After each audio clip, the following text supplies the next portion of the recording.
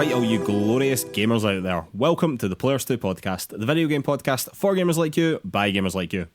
You can find PlayersToo on all the social media, that's Facebook, Twitter, YouTube, Instagram, the lot.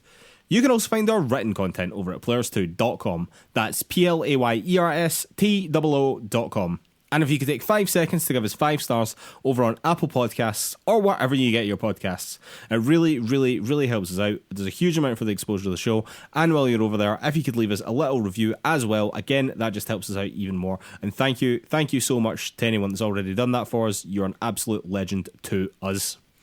All right, and on with the show. My name is Mark Anderson. With me, as always, Mr. Lewis Camley. How's it going, Lewis? Going well, Mark. Good to see you as ever. I think I'm with you in body, if not in spirit, at the moment. And why is that, Lewis? Why is that? Yeah, as I've been saying for weeks now, work is off the chain busy. I have basically not been home at all this week. Yeah, it's festival season. That's what I do, and it is busy. So apologies for a slightly tired voice and being today. Well, Lewis, we're going to keep you upbeat. We're going to talk about video games. What have you been playing this week? Has it been much of anything at all? It has not been much of anything at all. I've mainly been playing Frogger, trying to make train connections. but no, I've played a little bit more Skyward Swords, but really not very much at all, so I won't labour the point on that. I'm really, really hopeful that I'll get a bit of time to play some more of that over the next few days. Like, the way that work goes, the start of this week is basically the worst point of the entire year, and so the next few should hopefully get a wee bit better and give me a little bit more gaming time, because oh man, like I was thinking about Skyward Sword in bed the other day and just thinking this could be a really good game to unwind with after a really long day. You know, that way you're still too wired to fall asleep even though you need to sleep. Yeah, and you just need something to take that edge off. Like, Skyward Sword feels like the right kind of game for that because it's pretty chill, but it keeps you engaged as well. So that's what I'm going to be doing. But yeah, not a lot to report from this week, Mark, I'm afraid. Quite alright, Lewis, quite alright. And what have you been playing?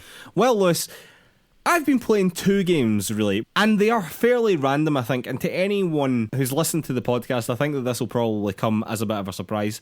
I've been playing the 2 biggest sports games in the world, Lewis.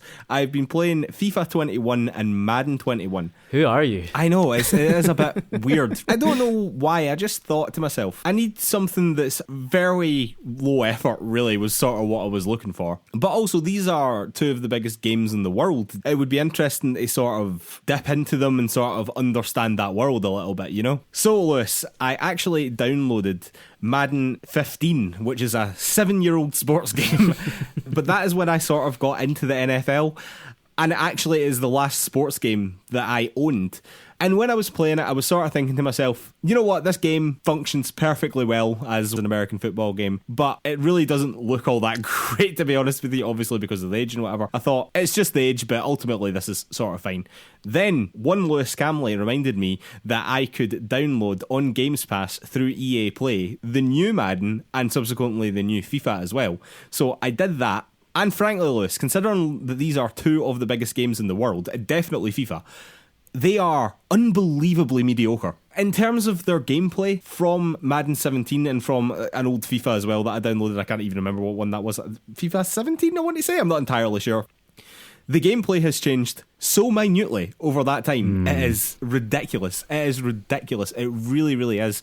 And also just graphically as well. And I know that in football games, right, I cannot even fathom how many players that they have programmed into FIFA. There must be thousands of them. So to get everyone looking photorealistic would be an incredible task. Yeah, not worth but the bother. Holy shit, Lewis, some of them look awful. They look so bad. They look so bad. But on top of that, something that I thought would have been better was the crowd. Like, the crowd are just still cookie cutter people. Like, they show you a section of the crowd and it's maybe 20 character models, but they're all copies of the same 4 character models, you know what I mean? So they're just copy and pasted people, and they all have expressionless faces. None of their mouths move. They all move up and down in largely the same motions and stuff like that. They look really bad, like really, really bad. And I just thought, for one of the most profitable games in the world, I would say, they should be doing better than this, like a lot better than this, I feel. I then started to play career mode, Lewis, and this is where shit really took a turn. It really did. So I started playing career mode, and can I just say, like, I know that there's FIFA fans out there right now, or even Madden fans that are like, yeah, obviously we know this, but I didn't know this. I thought you had a better experience than this, people, but it's so unbelievably, I wouldn't say that it's bad, but it's like, it's so bare minimum. That's what it feels like. It feels as though EA are doing the absolute bare minimum to get by and for this to work. But career mode, I'm not actually convinced did work, because, Lewis, I went Celtic. This is my team that I used to support, sort of. Like, I don't really care about football very much, but I did used to support Celtic back in the day. So I went Celtic, and my board at the beginning of the season gave me a task to sign 2 players outside of Scotland to expand the brand. And I thought, do you know what, mate? That's going to be super fucking easy, because all Celtic do is sign foreign players. So I ended up signing, I would say, over the course of 2 transfer windows, 10 foreign players. Not a one of them was Scottish. And that box never ticked. The game never acknowledged that I'd signed any foreign players. I went to Google this, and that's just a known bug. That's just a known bug. This game has been out for nearly a year, Lewis. That could have been patched out so easily. That could have been patched out. I don't know how many times I've updated their ultimate team in that time. I'm sensing quite a lot. Yeah. One of them couldn't have dealt with that. That seems like such an easy thing to fix. Apparently a similar thing happens sometimes when you're asked to sign young players. It just doesn't recognise youth, apparently.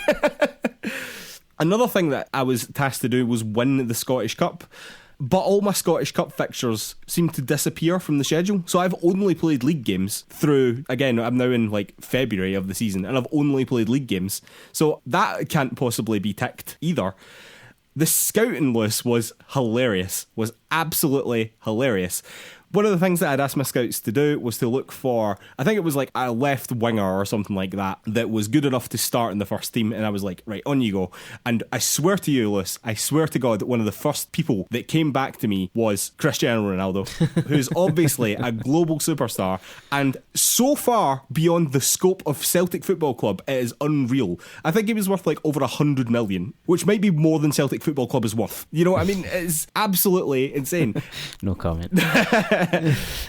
After that as well, Lewis, one of the other things that I'd asked my scouts to do was to find basically youthful people that were under like 24 that had like a lot of potential, that were sort of like signings for the future basically. And one of the first ones that came back on that regard was Haaland of Borussia Dortmund, who right now is arguably one of the best strikers in the world, wouldn't you say? Yeah, absolutely, yeah. Again, so far beyond the scope of Celtic Football Club, it is ridiculous. I was just like, what's the point in this? This is like, I know these players. I'm looking for the weird players that Celtic Football Club can afford, not superstars. Oh God, to say that it's been a frustrating experience with these football games or these sports games in general is a bit of an understatement. Dear God, EA, you need to try harder. And honestly, having played this and seen the incredibly small incremental changes that have happened over the years, I have never been more sure that the PES/eFootball direction is the way to go. Because if your changes are that incrementally small, the annual releases are basically redundant. You should definitely be making a more servicey type model. And I know there's been a lot of pushback for that in the PES community and whatever, but if this is the alternative, that to me seems like the clear winner, frankly. Yeah, it would seem so. I mean, the changes every year to these games have always been pretty minuscule, but as you say, when you reach a point where it's only graphical updates, and even then, things like the crowds aren't being updated. Yeah, I was looking at a game that was like 5 years old. And it didn't feel noticeably different to me. Yeah, exactly, yeah. I mean, this is just how they make their money, and that's why they won't Madden change it. Madden was 7 years old, and it was basically the same as well. It's bizarre. It does sound like bizarre. A pretty accurate simulation of the chaos in Celtic's boardroom and the fantasy signings that your fans I knew you weren't going to resist time. having a dig at that. I knew you weren't going to resist having a dig at that. Yeah. Anyway, Liz, on to the news. Alright, Loose News item number 1. Fortnite are releasing a limited time mode called Imposters, which, and I'm just going to say it, it's a total rip-off of Among Us. It's a total rip-off of Among Us. The new game mode will see 10 players, 8 agents and 2 imposters carry out roles on a submarine, very similar to Among Us, even down to the terminology. And also like Among Us, agents will carry out routine tasks while the imposters try to sabotage the facility and eliminate players. Also, like Among Us, agents can be called in to discuss at any time any findings that they have or report eliminated agents, etc., etc. It's a total fucking rip-off of Among Us. That is what the mode is. Basically, the response to this has been overwhelmingly negative, I would say. The perception being that they are ripping off the idea of a small indie studio to make content for their enormous platform. The devs of Among Us, Innersloth, have also expressed their disappointment. Among Us community manager Victoria Tran has said that it would have been cool to collaborate with Epic on this, and that it was a sad day for indie games. Co-founder Marcus Bromander said on Twitter that he had actively sought to collaborate with Epic on Fortnite. Lead programmer Adrielle Wallach has also said that she is quote-unquote bummed about it, and that it is a reminder of just how tiny they are. And programmer Gary Porter has pointed out even the maps are similar, and they really are very similar indeed. They might not be at first glance, but someone done quite a nice sketch, basically like MS Paint sketch of how all the rooms interact, and actually it is really very similar looking. I have to admit, when this story was first breaking, I thought, well, you can't own that idea, you can't own that concept, in the same way that PUBG couldn't own the concept of a battle royale, you know what I mean? And obviously Fortnite piggybacked on that success back in the day, and that is the reason that they are where they are just now. But this does seem to be so close to Among Us that actually is quite embarrassing on Epic's part, I think. Marcus Bromander has probably said it best when he was quoted as saying, "Is it really that hard to put 10% more effort in to put your own spin on it?" And I'm just thinking, yeah, that's really what they should have done. They really should have tried harder to put more of their own spin on this, rather than just basically lift this small indie game and put it into their massive platform. Yeah, I mean, that's kind of the key point to me in a lot of ways.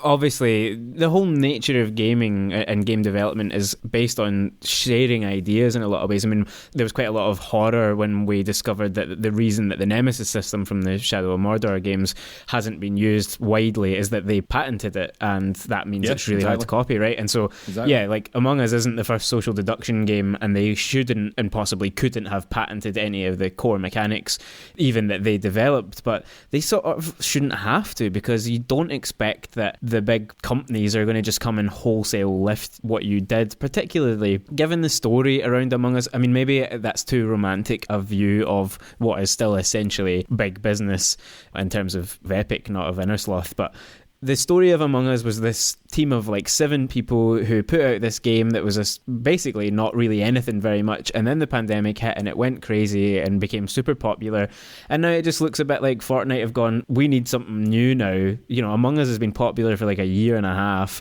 We'll just take that. We can just replicate that. We don't have to really bother doing anything with it. Like when you compare what they did with taking Battle Royale from PUBG, they at least did kind of put it into their world and make it a kind of brighter, more cartoony version of that idea. Yeah, they also added their own mechanics as well. They made it less military focused. They built in like all the building mechanics. Exactly, the building mechanics. Fortnite is famous for, you know. Yeah. Well, exactly, and we have seen them pinch other things. You know, when Apex Legends came out and introduced the ping system, they recognised that within the week that was in Fortnite. Yeah, but, and at least with that, they recognised this is a great mechanic. It'll actually improve our game. Let's develop the same thing. But in this scenario, it is just kind of like, oh, we just need something. We haven't put out an update recently. What will we do? We'll just do that. We'll just take what they did. And they definitely could have collaborated. It's good to hear that the Innersloth devs are saying that they wanted that, and that they have been vocal about their disappointment around this, because it would be easy for the gaming community to take up the rage. Yeah, it's not a huge issue. Obviously, companies do this a lot, but ultimately, I think what you said is totally bang on. It's a bit embarrassing for Epic, given everything that they say about themselves, everything that they do, and how creative they can be, that they've just kind of stolen an idea from a team of 7 people. Yeah, I mean, I think it is. I think that's sort of the heart of it for me. I think it is really disappointing, considering the other things that Epic are doing that I actually think are legitimately really good, like how little cut that they take from game sales on the Epic Game Store. They've given these fantastic contracts to some really top game devs like Remedy, so they can basically make whatever the hell they want. The fact that they're letting people use the Unreal Engine basically free until they start making money from it. They do good things, Epic, you know? I think this is pretty disappointing, really. And as I said, I think it is embarrassing. And I think that's mostly what it is. I think it's just sort of embarrassing for them. Alright, let's news item number 2. People Can Fly. The devs behind Outriders have claimed that they have not yet received any royalties from the game's first quarter sales. This has led them, and everyone basically, to believe that the game has not yet been profitable for publisher Square Enix. This despite the fact that 3.5 million unique players played the game in its first month, partly due to being released day one on Games Pass. CEO Sebastian Wojciechowski, sorry, I'm probably totally butchering that name, told investors that they haven't been told any sales numbers even from Square Enix. However, their estimates are between 2 and 3 million, which they have assumed would have made the game profitable, basically. And yeah, fair play. However, he also went on to make this statement to investors. The lack of royalty payment may have been determined by some elements of Square Enix's sales policy, the details of which we don't know, such as partnerships concluded by the publisher with distribution platforms or entities offering the Outriders game as an add-on to their products. The failure to achieve a level of profitability may also mean that the costs incurred by the publisher are higher than we expected. But I don't want to speculate. We will continue to analyse the situation. However, it is worth noting that such explanations take time and our influence on the publisher's position is limited. He did also go on to say that despite the disappointing news, he believes that the royalties would be paid this year at some point.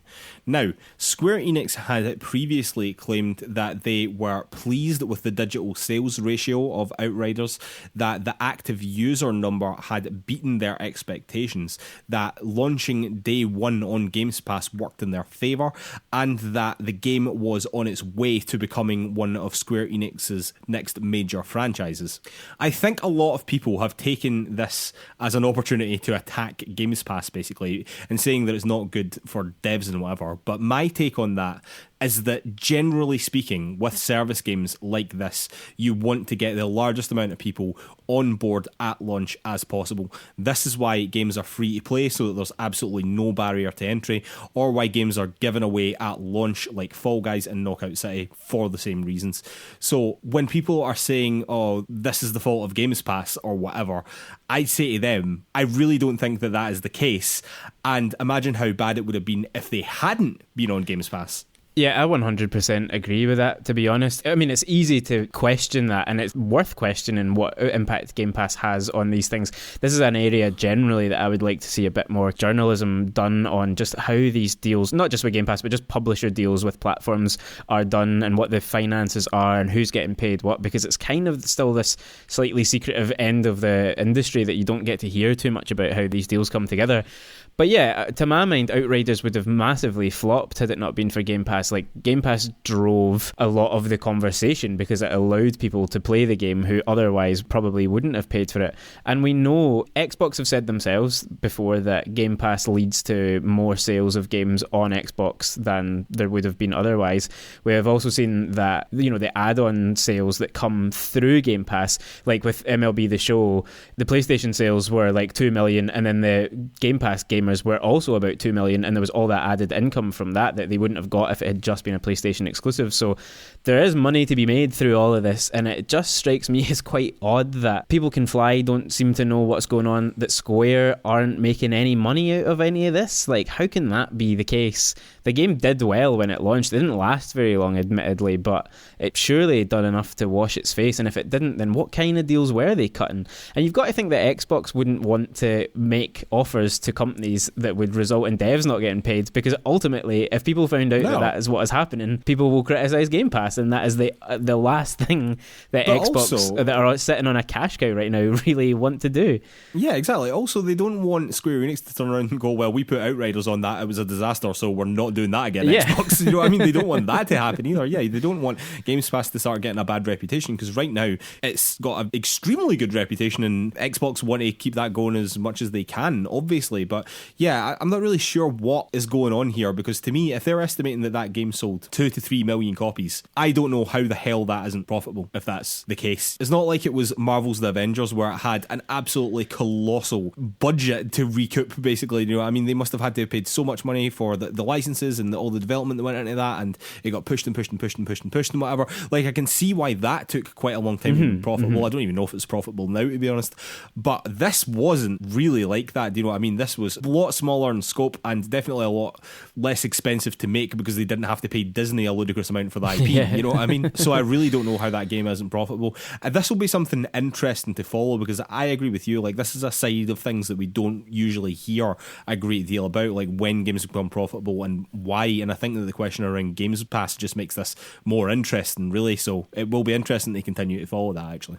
Yeah, it's so important if we're moving towards a streaming future and subscription models as being kind of a core part of gaming as they are of everything else. We need to know how the finances of all this work, because ultimately if it is going to lead to devs not getting paid even when a game seems to do quite well, then we need to know that and we need to talk about that before it becomes too late. But yeah, this to me feels like something that there's maybe a bit of jiggery pokery going on, and I'd be keen to know a little bit more if anyone's looking into it. Like, let's hope there's some reports written about this in the coming weeks. Yeah, definitely. It'd be very interesting to find out what's going on. Alright, let's news item number 3, and sticking with Games Pass. In an interview with Games Radar, Phil Spencer has ruled out Games Pass on other consoles in the near future. He said that they were focusing on growth in the web, quotes, PC and mobile. However, he hadn't ruled out Games Pass on non-Microsoft consoles in the long term, assuming that they were open to providing the quote-unquote full experience on their hardware. Phil Spencer has made this statement to Games Radar during the interview. You know, evolution always takes time. There are different strengths that different companies have built through hard work, and some of these changes they might see as disruptive. And they'll have their own kind of business cadence and pace at which they want to make those changes. In the end, when we say we want everybody to be able to play on Xbox, we really mean if we can bring that full experience to a device that players want, we are totally open to those discussions. Xbox have obviously expanded into mobile and browser-based platforms through xCloud. It was also said back in June that they were planning to bring xCloud to internet-connected TVs as well, obviously bringing with it Games Pass to all those platforms as well. I think that before we continue here, Lewis, we just have to knock this on the head. Games Pass is not coming to the PlayStation 5. I just think we need to say that just immediately. That's not going to happen. It's never ever going to happen. If Games Pass ends up on the PS5, I'll throw mine off a bridge. It's never ever going to happen. Just give it to someone else, Mike. Yeah, okay, I'll give it to charity. That's what we'll do. That's a better solution. The real question was always about, will it end up on Switch? But honestly, I almost think that is a bit of an empty gesture at this point as well, because I'm not sure that Switch is even capable of giving the full Games Pass experience, you know, unless it is through xCloud, I suppose. But that's almost a different proposition again, isn't it, you know? Yeah, absolutely. Ultimately, the games that Switch could play natively that are on Game Pass... It won't be playing Halo Infinite, you know what I mean? No, well, exactly. So the games that you could be playing natively through Game Pass are basically the type of game that Nintendo is selling really well right now. You know, we had that story recently about the breakdown of indie sales across PlayStation versus Xbox and Nintendo. And Nintendo is absolutely cleaning up on indie sales. And so why would they possibly want to take a platform that essentially gives those games away for free? You know, I just don't think they're going to do it. And now with the Steam Deck, which effectively comes with Game Pass, you know what I mean? Like, I'm glad that you brought up the Steam Deck, because of course Phil Spencer has been on Twitter saying that he really likes the Steam Deck, and in fact the xCloud works well on it. So I wonder if in the future, because the Steam Deck is so much more of an open platform than any of these other platforms that we're talking about, will we see a Steam OS compatible Xbox app that can just run Games Pass? Because that would be cool. I think that's exactly what's going to happen. You know, Valve have already said that the Steam Deck is essentially just a PC, so there's no reason to think that it wouldn't just run natively well on its own anyway. And like you say, if they then build a SteamOS app for it, in the same way that they're working their way around all the Apple restrictions and that kind of stuff. It's bound to be there. I think ultimately, I mean, we ourselves and the wider gaming community have had this conversation about Game Pass on PlayStation or on Nintendo so much.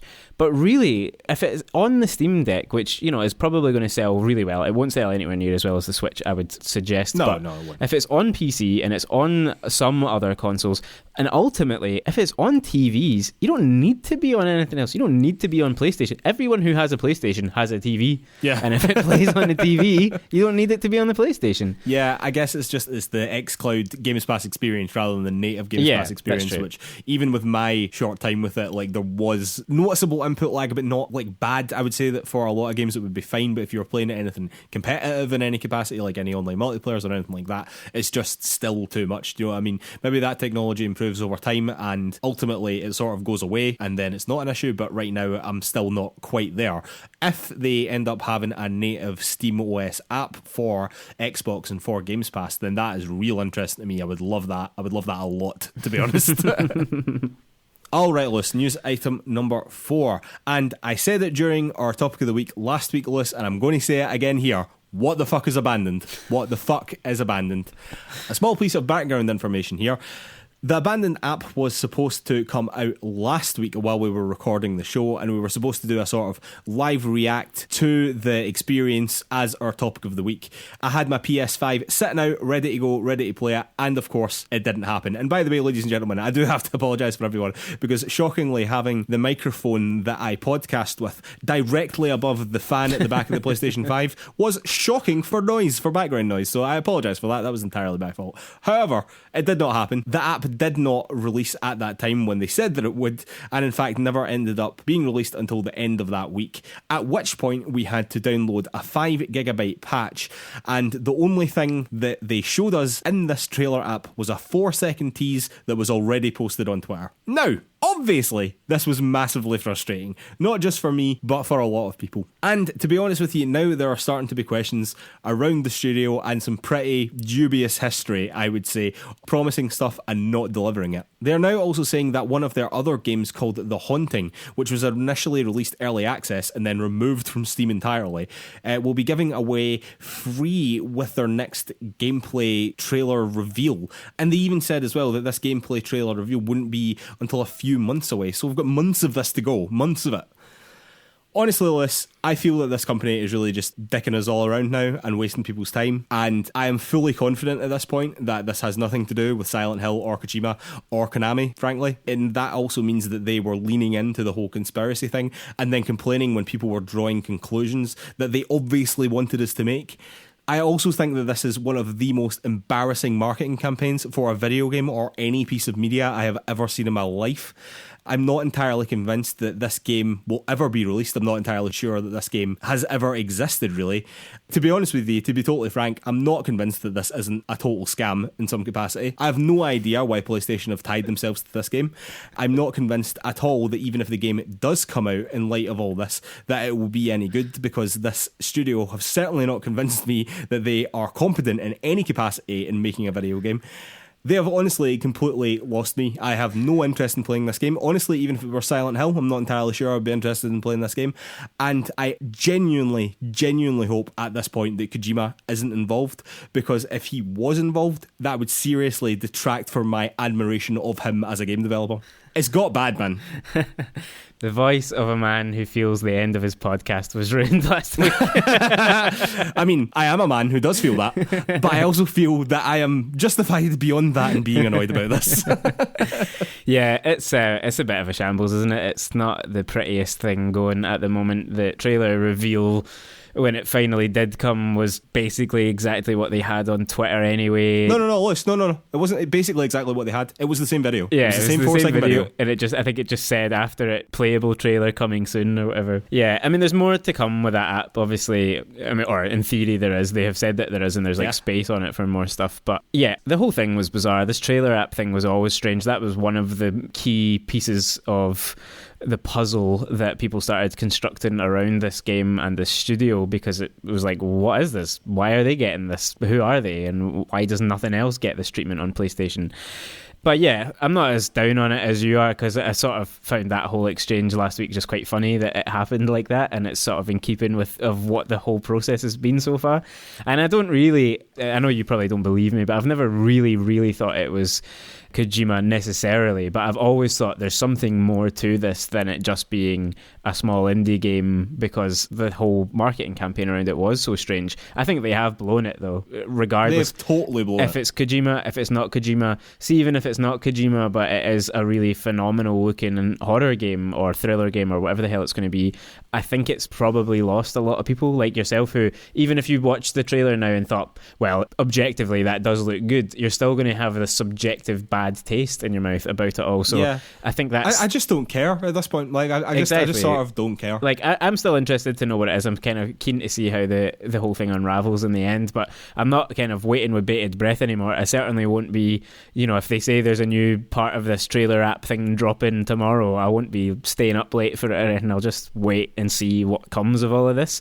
I still would say don't harass the developers. Like, they just don't deserve absolutely not. That, to be clear, absolutely do not do that. Do not harass anyone. I have no ill will towards these people on a personal level, but as game developers, they have totally fucking blown this. I would say, like, it's been a shambles, but nobody deserves to be harassed online. Absolutely no one. Yeah.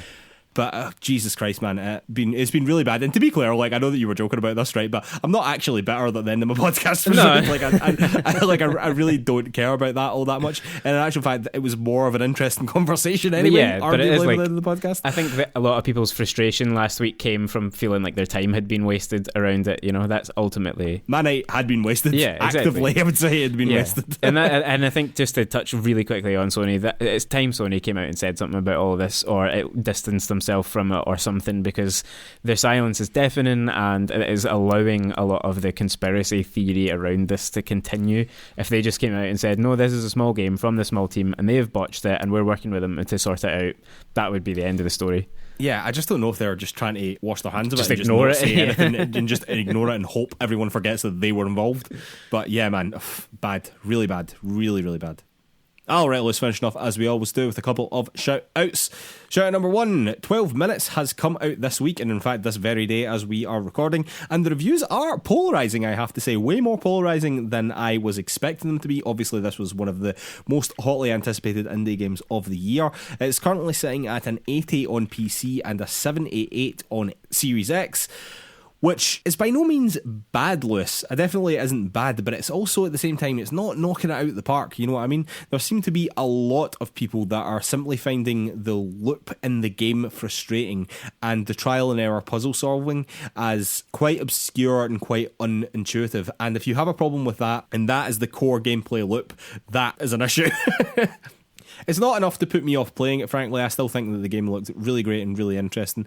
But with all the will in the world, considering how good the game looked and considering how much hype there was around it when they started getting Daisy Ridley and James McAvoy and Willem Dafoe involved as voice actors, that is a little bit disappointing of a score, I think, and I think that they will think that as well, frankly. Yeah, as you say, it's not going to put me off playing it. I'm keen to see kind of what my take will be, because it does feel like it's polarising, but it's got stuff in it that I think might gel with me. I like puzzle games, I like point and click stuff, so we'll see. But yeah, a bit disappointing. It's ultimately kind of hit that Game Pass range as we were talking about off air.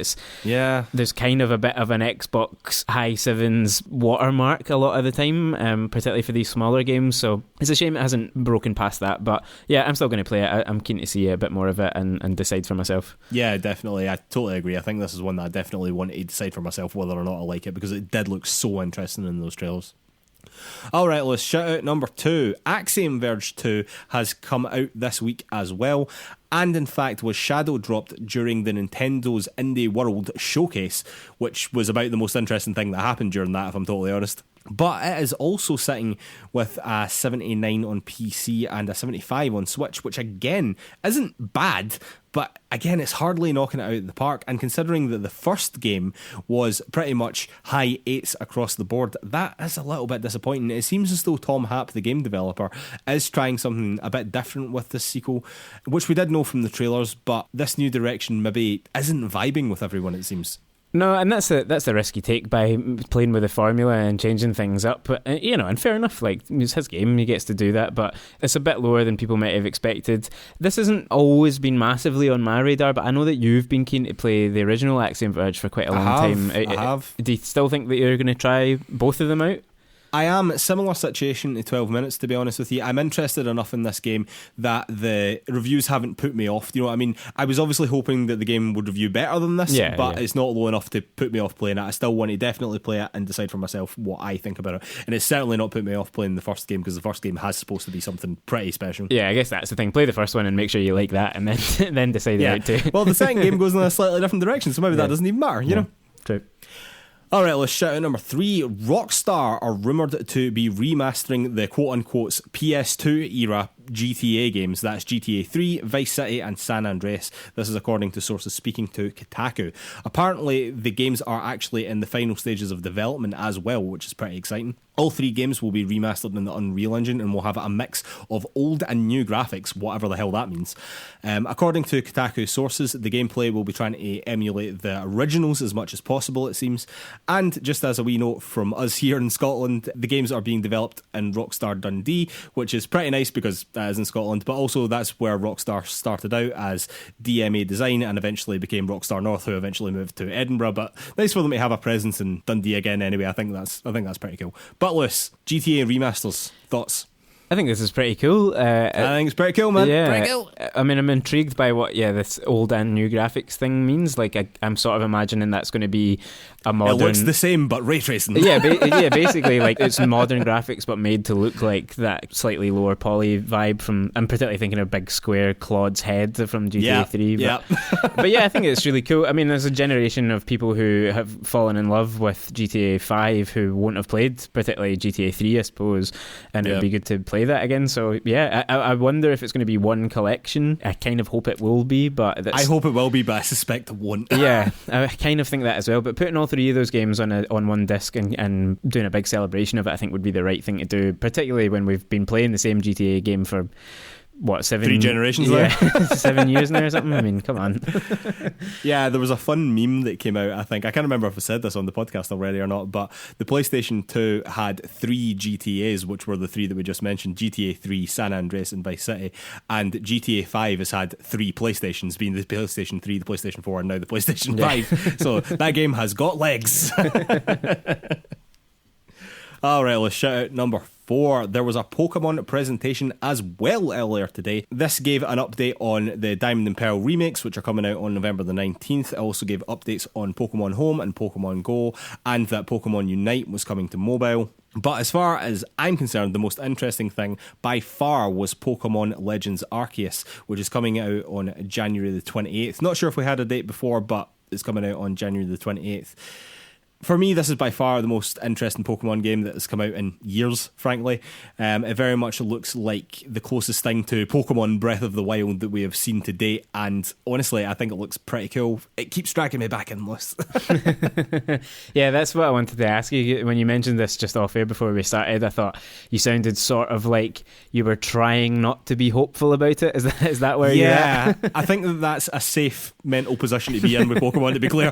But yeah, I was sort of trying not to be hopeful about it, but to be fair, it does look pretty good. I did play a wee bit of Sword and Shield. I sort of bounced off it pretty hard, to be honest with you. And I've had no real strong compulsion to go back either, really. But this is doing a lot more for me. It's a lot more open. Again, it's a lot more like Breath of the Wild. It's a lot more about exploring the world and finding Pokemon than it is about go to X place and beat the gym leader and then go to this place and then beat the gym leader and then here's your Elite Four stand-ins. On you go. It's breaking the formula a little bit, which is something that I think Pokemon desperately needs, you know. Anyway, Lewis, I think it's time for a beer and then we'll be back for Topic of the Week. And we are back for Topic of the Week. Topic of the Week this week is our Games of the Year so far, kind of. Because, Lewis, this is the sort of time of year. In fact, usually we would probably do something like this a wee bit earlier in the year, I would dare say. But it's been a funny old year, hasn't it? It has been a funny old year, not just for the world, but for video game releases. And I dare say that 2021 might go down as a wee bit of a disappointing year. Do you think that would be fair to say? I think that is more than fair to say already. Forgetting what else might be coming up through the rest of the year, I don't think it's been a great year for releases. But, you know, ultimately we knew that was going to be kind of roughly the case. I think when the pandemic hit last year, a lot of people thought 2020 would be hit, and then it just started to dawn on people that it was actually going to be 2021 that was going to be hit pretty hard because of where things were at in the development cycle. So yeah, it's been a quiet year so far, I would say. It definitely has. We already know that some major titles as well are getting moved into 2022. Like, I never really had much hope of the new God of War being this year anyway, but that is definitely in 2022. Horizon Zero Dawn's now in 2022. Breath of the Wild 2 is now in 2022 as well, which were 3 games that I was really looking forward to this year that simply aren't going to land. Do you know what I mean? I think that the only one that is yet to come out really that I think, yeah, that is a shoe-in to at least be nominated for Game of the Year is basically Halo Infinite. But other than that, Lewis, looking back now, not looking forward, looking back, do you think that there's really anything that you've played that you would be like, yes, that is a real Game of the Year contender? And to be clear, like, I'm not very interested in coming up with hard and fast lists here of like our top games or whatever. Like, I'm just more interested in sort of identifying games that we think have been great this year and that we think could actually push on and become the Game of the Year, and the games that deserve that as well. Yeah, I mean, there's one or two for me out of everything that I've played that actually released this year, and I guess we're kind of discounting things that came out previously that have been put onto a new console this year or whatever. There's been a lot of that with the generation change. So sorry, Microsoft Flight Simulator, but you came out last year.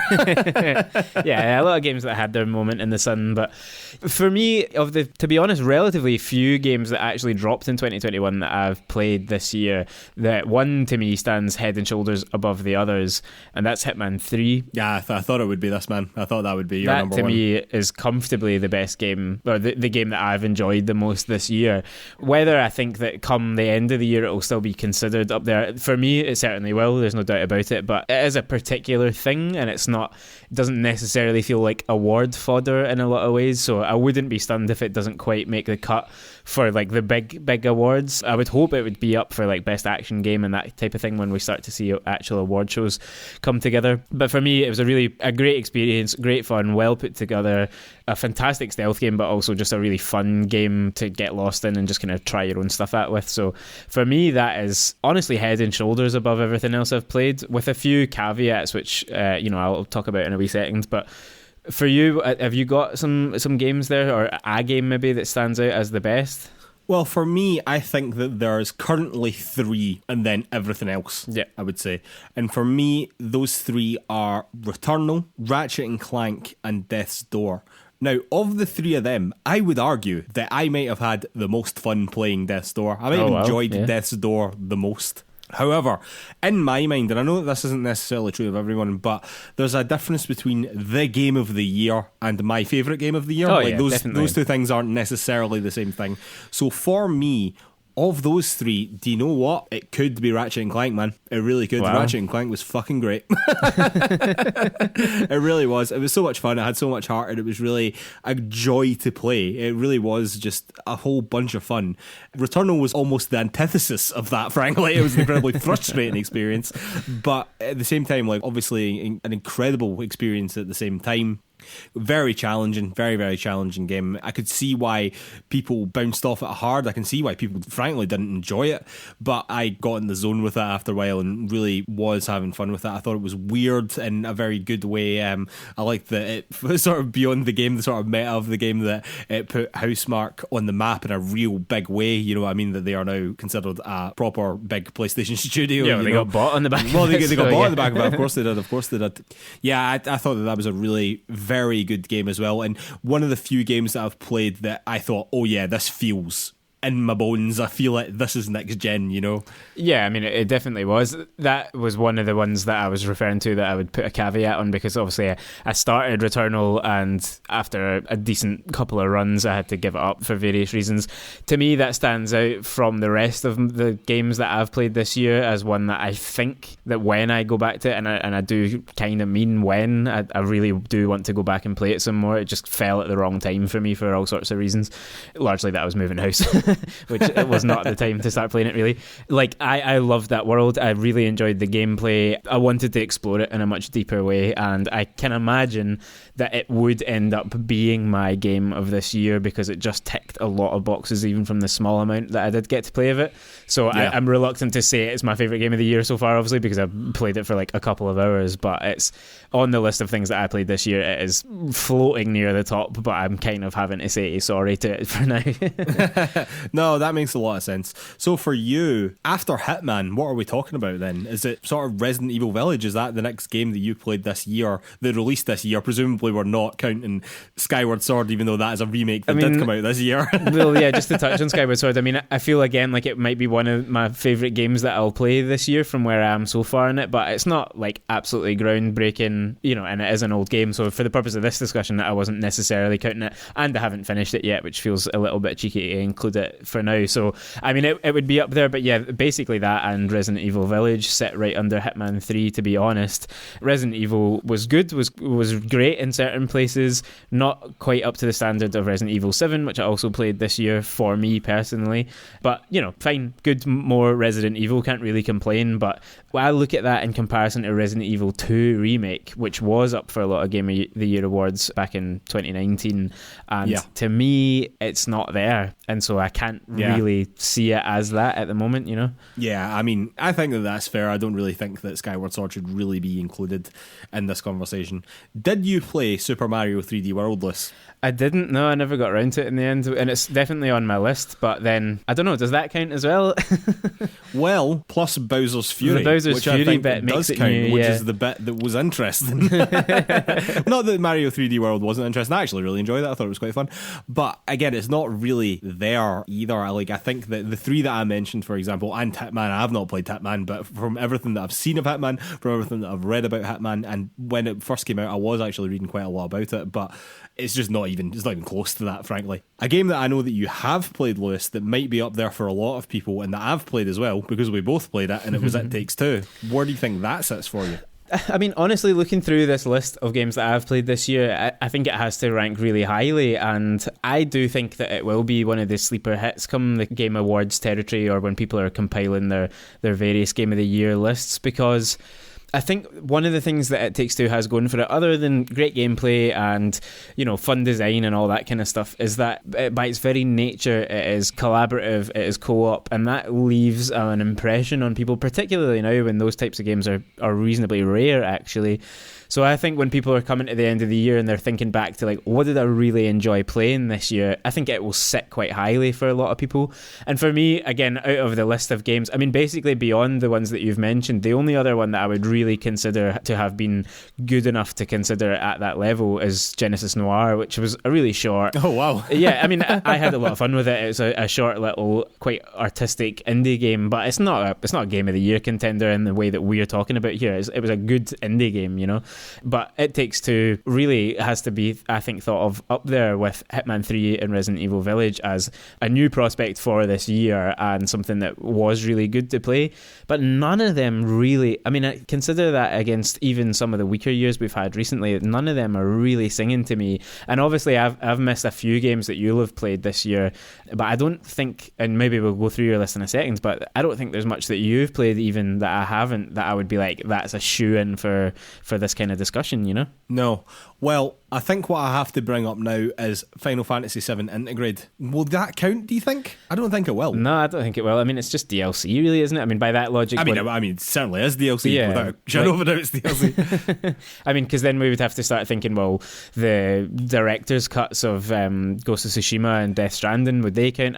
Well, I was going to bring that up as well, yeah. I mean, do they count? I mean, seriously, do they count? Do you think there's enough new content there for them to count? I mean, I guess it depends what we are talking about here, because probably not by the criteria of some of the game awards shows or like the GDC awards and that kind of thing, but obviously some publications or, you know, your IGNs and stuff may well allow that kind of thing to sit on there. Like Intergrade seemed like a decent expansion, and it sounds like Ghost of Tsushima, the Icky expansion, is going to be reasonably big. Death Stranding maybe in a more subtle way than Ghost of Tsushima, so I don't really think that'll count too much.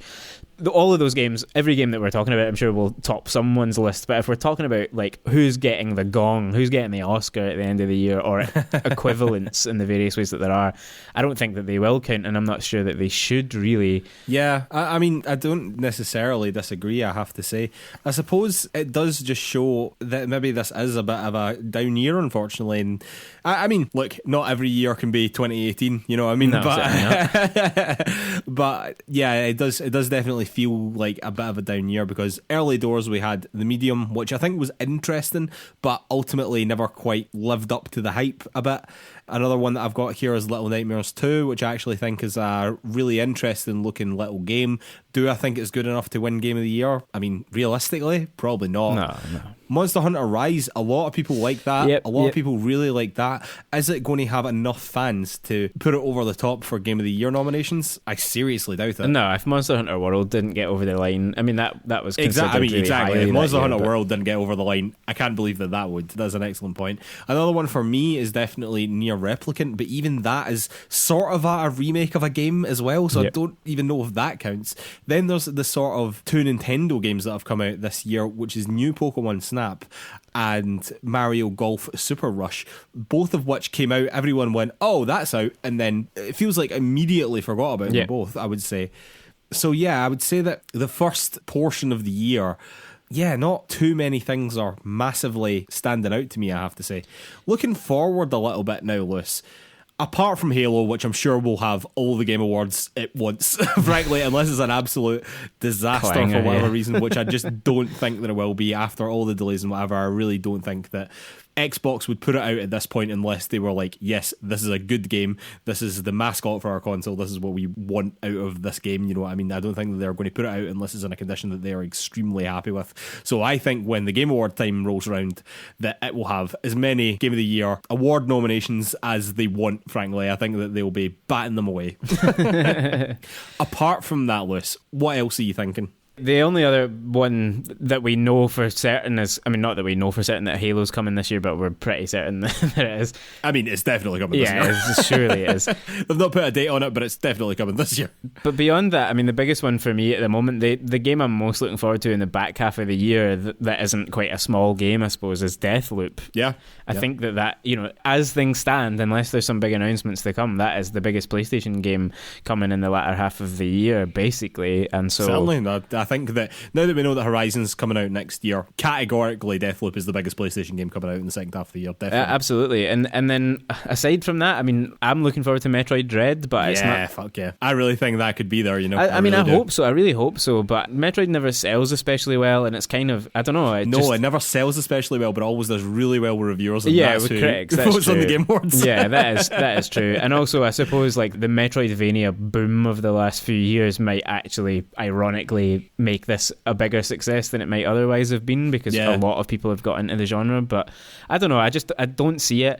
I think in some ways this is going to be a year for indie games, and honestly, not that there's a big standout indie really either. Something like Death's Door, maybe something like Sable or Tunic, or She Dreams Elsewhere is one that a lot of people are quite excited about. Yeah, definitely. I would add Kenna Bridge of Spirits to of that. Course, I know it might be a wee bit more double A than indie, but I mean, it's still definitely there. I think that has a possibility. But Sable was on my list as well, definitely. I think that some of those games have the potential at least to sort of break into that Game of the Year nomination territory, you know? Yeah, absolutely. But then, I mean, so far at least, there hasn't been an indie that's released this year, maybe Death's Door aside, that, like, you know, when Celeste came out, it was kind of like, oh, we're considering it in that way, or Outer Wilds to a certain extent, or Disco Elysium to a certain extent. Oh, no, definitely. So we haven't had that even this year, you know, the big breakout indie hit. Yeah, well, I think two of the candidates for it were 12 Minutes and Axiom Verge 2 that we just spoke about. The fact that they've reviewed okay, but they've not reviewed like Game of the Year, you know what I mean? Which I think that some people thought that they could have been. I think that Sable could be there. I think that Kenna could be there. I think that a bunch of those indie games that you mentioned could potentially be there. I'd maybe throw Life is Strange True Colour into that. depending on how people respond to that when it comes out. This will be the first time that game is coming out as a whole, rather than as an episodic release, which I think would bode well in its favour for things like the Game Awards, frankly. But yeah, I mean, personally, I think the Metroid Dread is getting a Game of the Year nomination. I'm just going to say that right now. You seem a bit less sure about that. But other than that, like in the latter half of the year, again, Halo aside, Halo's going to be there. Halo's going to dominate. Halo, quite frankly, might walk into the Game Awards and just win it, like with very little competition as far as I'm concerned. But apart from that, the only other ones that I can think of are Guardians of the Galaxy and Dying Light 2. And for me, a little bit Shin Megami Tensei 5, but I don't really believe that, that isn't going to happen. The Guardians of the Galaxy and Dying Light 2 are the only other ones that I can really think of that could even remotely challenge Halo, Yeah, I mean, in terms of those massive hits, I mean, I suppose there will be a COD and there is a Battlefield game coming. They're never Game of the Years, though, I mean, they're always in their multiplayer categories and whatever, but like it's very unlikely, I would say, for them to be like the Game of the Year, I would say so too, but then, I mean, you could level the same thing at Halo, I guess by the same token you'll get Back 4 Blood in there and stuff. It's not like an that annualized release or whatever. Back 4 Blood, that's a good one. And are we still expecting Far Cry 6 this year? I can't remember if that's been delayed. I think no, I think that is next year, isn't it? Oh no, quick Google there, ladies and gentlemen. You won't have heard that because I've cut it out, but is in fact coming in October this year. Sorry, I did completely forget about that. That is a good shout, actually. That's a really good shout. That's something that could definitely be up there, depending on how it lands, because quite frankly, the last two, maybe Far Cry's haven't landed particularly well. I mean, it's an Ubisoft game. It just feels like it comes in a bit under the bar at the moment. So I don't know. Well, I mean, Valhalla was there. Last year's Game Awards. Yeah, it was. But I don't know. I just think to a certain extent that it gets a pass because it's Assassin's Creed, and that's critical. And I don't mean it to be like that. This is probably my tired brain taking over. But I just there's not a lot from the rest of the year that massively excites me about at that level. I really do think come the end of the year we'll be saying that it's been a great year for some smaller games and for clearing up the back catalogue. But if Deathloop doesn't come out and really nail it, then it does feel to me a little bit like we're left with Halo by default, and I can't get that excited about that. And that's not just that I'm a PlayStation guy. It's just like what, the 5th or 6th installment of Halo. It's not anything particularly new. More than that when you in terms include of like all the games. I mean, Advanced Wars and all, what was it called? Not Advanced Wars. That's Call of Duty. What was it called? Halo Wars. Halo Wars. Yeah, like but in terms of the main line, I can't really think like it's not going to move the industry in any particular way. It's not going to really shake things up. So no, it'll be huge for fans and it'll be huge for Xbox fans and absolutely in particular, obviously. But yeah, there you go. Game of the Year. Very much Halo's to lose. I think. Yeah, it's like basically fingers crossed either for an absolutely colossal Deathloop or an announcement of something that we're not expecting. Yeah, I would love to see, honestly, I'd love to see just one of these indies come out and just blow everything out of the water like a Sable or something like that. But in my heart of hearts, I sort of know it's going to Halo. Anyway, ladies and gentlemen, we'll have to call it a day there. I'd like to remind everyone that you can find PlayerStoo on all the social media. That's Facebook, Twitter, YouTube, Instagram, the lot. You can also find our written content over at PlayersToo.com. That's PLAYERSTOO.com. And if you could take 5 seconds to give us 5 stars over on Apple Podcasts or wherever you get your podcasts, that really, really, really helps us out. It does a huge amount for the exposure of the show. I know I say it twice a week, every single week, but it does not become less important on a weekly basis. Thank you so much to anyone that's already done that for us. It genuinely means a lot and you're an absolute legend to us. I'd like to remind everyone that our play-along game for this month is Bury Me My Love, which we'll actually be talking about next week and not on the first show of the month, which is basically when we usually do these things. The reason for that is there is a bit of disruption going on because of various holidays and Lewis's awful work schedule that he's currently having to deal with right now. But for you, dear listener, there hopefully shouldn't be too much disruption. Next week's show will be going out absolutely as normal. The week after that, we're going to have a sort of special episode for you, which I think is pretty cool and quite fun, and I really enjoyed recording it. We've already recorded it, so it'll be one out of time. And the week after that, we'll see. It's still up in there. But after that, back to normal and all good.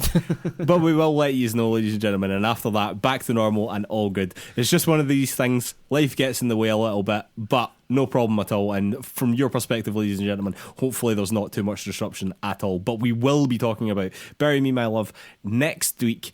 It's a pretty short game. Everyone's still got lots of time to play. It's on mobile. It doesn't go for a lot of money. I would highly recommend that anyone play it just now, particularly because of the political situation right now. The game is about a refugee crisis, and I think that we are barreling towards another one of those in the real world right now, so very topical as well. Yeah, we certainly are, and yeah, it might just key you into some interesting ways of thinking about the world that we are looking at the moment, so give it a go, and hopefully you'll take something interesting away from it. And it does play with a mobile format in a really interesting way as well. It's not something that you see very often, so check it out for that reason, if no other alone. Yeah, it's definitely really good. It's not necessarily like terribly original, but I think it's executed really well, is what I would say about Bury Me My Love. Anyway, ladies and gentlemen, we will see you next week. Thanks.